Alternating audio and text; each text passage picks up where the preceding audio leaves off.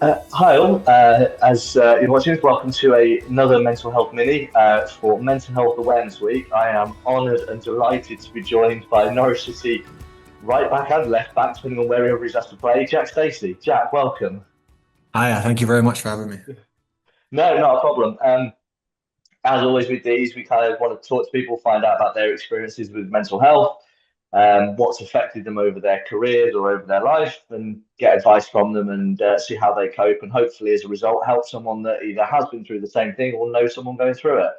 So we'll start off with a fairly broad question, Jack. What are your experiences with mental health and mental well-being?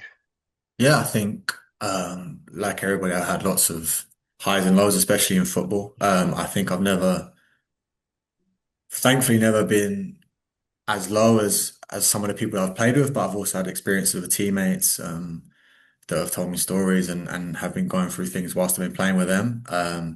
So I know how important it is and it can be, and also I've seen within my time in professional football, I've seen the progression of the off-field support and the mechanisms in place at clubs to get to a place now where I feel there's so much more support, so many more people to speak to and protocols that if you are going through something really tough, you would know exactly where to go. So I've seen that progression through my time in football, and I think that's been a massive positive.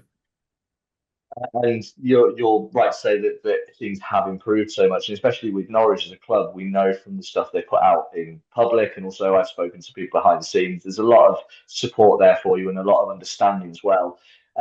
Obviously, something that comes up regularly when I talk to sports people, that there's kind of two big things that sort of come across. One of which I know you've dealt with, and one of which I'm intrigued to find out whether you have. Obviously, injuries cause a massive problem because you're having your livelihood, your love taken away from you for X amount of time. We've people have spoken about your injuries in the past, but how do you deal with that? How has that been for you in the past? Yeah, I think as a younger player, when I got injuries, I dealt with it a lot worse than maybe I would now. And I think a part of that was that playing football and being a footballer was my whole identity, rather than being Jack Stacey, the son, the brother, the dad, whatever it was. It was just Jack Stacey, the footballer. And so when being able to play football is taken away from you, it almost feels like your identity's been stripped away, and it's like you're not the whole person that you thought you were. So I think any advice I can give to younger players, or probably myself, because it's a lot easier to say it than actually do it when you're going through it, is to be able to focus on things that you can still do whilst you're injured, and focus on other areas to improve, and especially maintain relationships with friends and family. And you spend so much time dwelling on what you're missing out in terms of the games, but you kind of have to readjust that. And that's not to say it's easy at all. And like I said, so much of what we do is playing football, and that is our identity. But I think there's definitely coping mechanisms that I would use now. And I think talking and relationships can be one of the main things for those. And it is, and that's what we say is talking to people, not even say, "Oh, I'm feeling down," but even if you're okay, but you're like there's something going on, just having a chat with people about anything and everything can be helpful. The other side, the other thing I wanted to ask you about, obviously Norwich have done fantastic the second half of the season. You've got the ups, but prior to that, we weren't doing so well, and you as a footballer will have had ups and downs in terms of your performances. Social media these days is so much more prevalent. Are you on social media? Do you see the positive and the negative comments that people do? Because even the best footballer in the world will get the negative comments. The worst footballer in the world will get the positives. You will get both. Do you see them? Does it affect you? What's that like for you? Yeah, I think again that's another thing I've kind of learned as I've got older is, like you said, there's so many ups and downs. And I think one of the most important things for footballers is recovery, both physical and mental. And when I was younger, I used to find that when I had access to social media or had notifications on, it was you were taking that with you wherever you went. So when you're away from the training ground, if you were just at home or you were out, if you got a notification, straight away you want to click on that. And it's almost human nature that you might get nine nice messages, but you always remember that one negative. And I found it ended up, you know, I'd end up thinking about that one negative message in times when I'm with my family or in social settings, and it was it wasn't at all conductive to my life away from football and also my life on the pitch of football as well. So from now, I try to use social media for the good because it's a great way to connect with fans and obviously to keep up with certain news. But I'm very rarely on it, to be fair. I don't have any notifications on. I don't have it on my phone, and I think that's just helped me to stay more grounded, to be able to recover more and almost leave football at the training ground. It's not to say that's easy because obviously I'm still criticizing my own performances and etc. But it allows me to take the advice of more of the people that I completely value it and rather of the real highs and lows of being the best player one day and the worst player the next. So that would be my advice to younger players is probably to limit their access. And like you said before, it's the good and the bad. Even when things are going really well, you can actually end up getting carried away because of all the positive messages. So it definitely helps you to stay grounded in either way. And one thing I want to ask you, which I've never really asked anyone, although it's come up several times, you mentioned about being a dad. Obviously, being a footballer, particularly on away games and stuff, you can be taken away at kind of the most important points of life. What's that like? Obviously, Boxing Day is a big thing, being away at Christmas, being missing birthdays potentially. What's that like, missing kids, families, events, time with them? How does that play into it?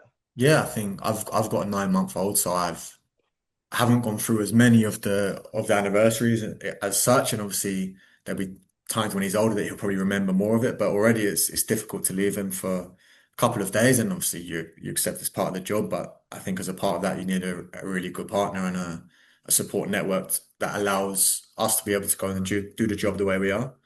And again, it's another way of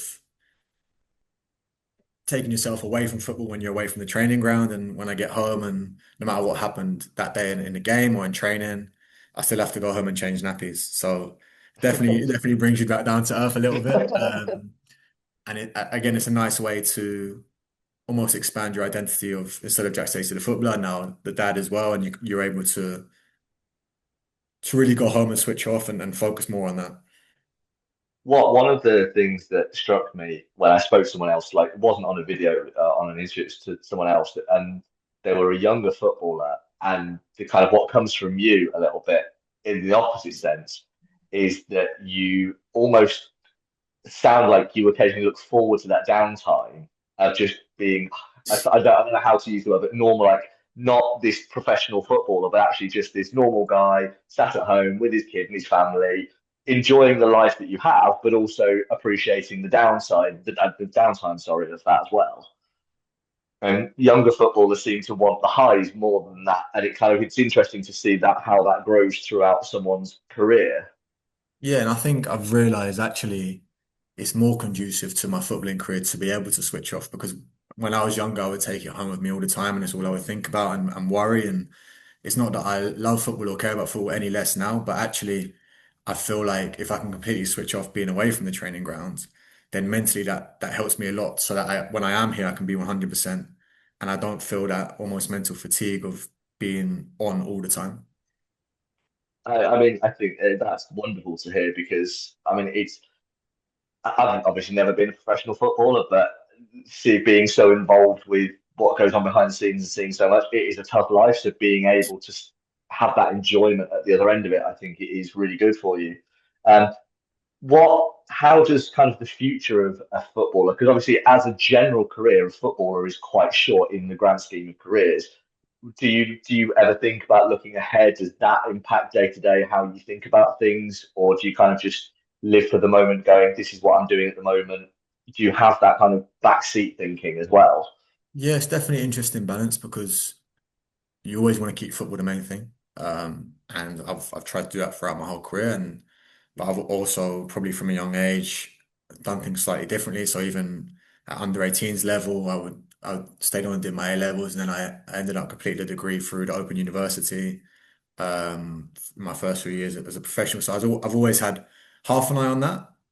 Not necessarily with a long-term plan, but just thinking to continue my education and again, it's probably the theme of what we've spoken about is being able to switch off. So it gave me when I was younger, it gave me another purpose away from football to be able to work towards something else. So if any younger players ask me about it because they know of what I've done, I always say that. I always say choose something first and foremost that you're interested in, but secondly, don't worry about people that would say it's distracting you or taking your attention off, because I actually found the opposite. And I found that it helped me to relax and repurpose away from football so that when you are at football, you can be completely there.